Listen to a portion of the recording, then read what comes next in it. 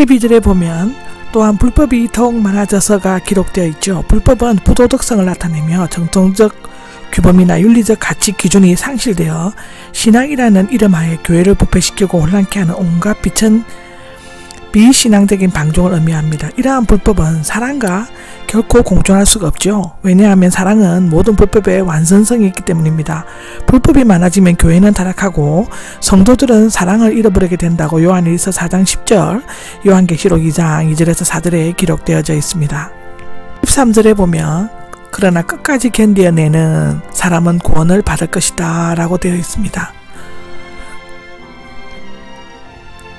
끝까지 견뎌낸다는 것은 견디다는 끈기 있게 참다, 확고하게 계속하다의 뜻이며 단지 수동적으로 참는 것이 아니라 희망을 가지고 끈기 있게 참고 바른 신앙과 사랑을 지킴으로써 마침내 승리하는 것을 나타낸다고 합니다. 끝까지 견디는 자에게 구원이라는 보상이 주어진다고 하고요. 이 구원은 마지막 심판 때 얻은 구원인 영생뿐만 아니라 현실적인 육체적 구원을 의미할 수 있다고 합니다. 실제로 예루살렘 멸망 때 모두 다 죽었지만 대부분의 그리스도인들은 살아남았다고 하는데 7세로 온 세계에 복음을 전파될 것이라고 기록되어져 있습니다. 14절에 보면 하늘나라에 이 복음이 전거될 것이며 하늘나라의 이 복음은 예수님이 전파하시는 메시지와 성육신하신 예수님 자신을 가리킨다고 요한복음 1장 14절, 고린도후서 5장 18절에는 기록되어져 있습니다. 온 세상은 처음에는 헬라 세계, 다음에는 로마 제국을 가리켰으나 나중에는 사람이 사는 온 세상을 가리켰다고 하는데요. 예루살렘과 유대와 사마리아 땅 끝까지 정인이 되고 모든 민족을 제대로 삼으라. 사도행전 1장 8절에 나오죠. 마태복음 28장 19절에는 예수님이 마지막 지상 명령이다 라고 합니다.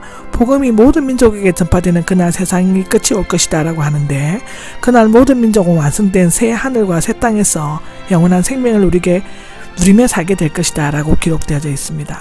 15절에 보면은 황폐의 가증한 것이라고 나옵니다.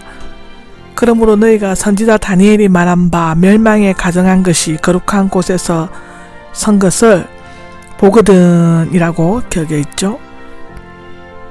멸망케 하는 미운 물건이라고 나와 있는데 황폐는 멸망, 유린, 참화, 파괴를 의미하고 가증한 것은 정오 혐오스러운 것, 악취로 고통을 일으키는 것으로 뜻한다고 합니다. 따라서 황폐에 가증한 것은 하나님의 분노를 일으킬 수 있으므로 그 앞에 가지고 나와서는 안 된다는 것이고 또는 성소를 황폐케 하는 좋지 못한 물건으로 번역될 수가 있습니다.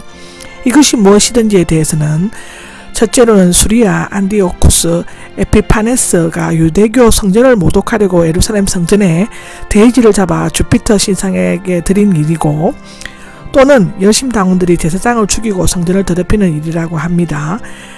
갈리굴라 황제가 자기의 동상과 길을 성전에 세우려고 한 것 등의 견해가 있는데 아마도 이것은 로마 군대가 가이사를 상징하는 독수리를 새겨놓은 깃발을 성전 동편 문 쪽을 향해 세워놓은 것을 의미할 것이라고 합니다. 다니엘 9장 27절에 나옵니다. 또는 세상 끝에 예루살렘에 적 그리스도의 우상이 세워지는 것을 의미할 수도 있다고 데살로니가 후서 2장 4절, 요한계시록 13장 14절에는 나오고 있다고 합니다. 어느 견해를 택하더라도 예수님께서 예루살렘의 멸망에 대해 언급하신 것은 비록 종류의 차이가 있어도 다니엘이 예언했던 200년 전에 에피파파네스의 사건과 비슷하게 성취될 것이며 지금도 더욱 그 성취를 기다리고 있다고 기록하고 있습니다. 16절입니다. 16절에 보면 그때 유대에 있는 자들은 산으로 도망할지어다 라고 나옵니다. 당시 유대인들은 예루살렘의 성이 가장 안전한 피난처로 생각하였습니다. 튼튼한 성으로 둘러싸인 천년 요새일 뿐만 아니라 여호와가 임재하신다고 믿는 성전이 있는 곳이기도 했기 때문인데요. 그런데 예수님은 산으로 도망가라고 말씀하셨습니다. 그리고 어떻게 예루살렘을 포위한 로마군의 감시를 피해 도망갈 수 있을까? 유세비우스는 교회사에서 그러나 예루살렘의 교회의 모든 성도들은 전쟁 전에 믿음을 가진 사람들이 받은 하나님의 계시의 명령에 따라 예루살렘을 떠나 요단강 건너편 펠라라는 마을에 거주하였다라고 기록하고 있습니다. 이렇게 신하게 된 경우는 두 번 있었는데 첫째로는 수리아 로마 총독을 공경해 왔을 때 유대인들은 믿는 자들은 성 밖으로 내쫓았습니다. 두 번째는 예루살렘을 공격하던 베스파시안이 갑자기 황제가 되자 아들 티토가 사령관이 되었고 그 바뀌는 혼란의 틈을 타서 그리스도인들이 피할 수가 있었습니다. 그러나 유대인들은 예루살렘 성 안으로 몰려들었고 3년 동안 포위되어 있는 동안 너무 많이 굶어 죽어 시체를 치울 사람이 없었다고 합니다. 죽은 자들은 모두 성전을 응시하며 죽었고 어린아이들은 잡아먹는 부모들도 있었다고 합니다. 예루살렘이 함락된 최후의 날 AD 70년 9월에는 110여만 명이 죽고 9만 9천은 포로로 끌려갔다고 하는데 예수님께서는 그 처참한 광경을 미리 내다보고 예언하신 것이라고 기록되어져 있습니다. 17절에는 지붕이 있는 자는 집안에 있는 물건을 가지러 내려가지 말며 라고 합니다.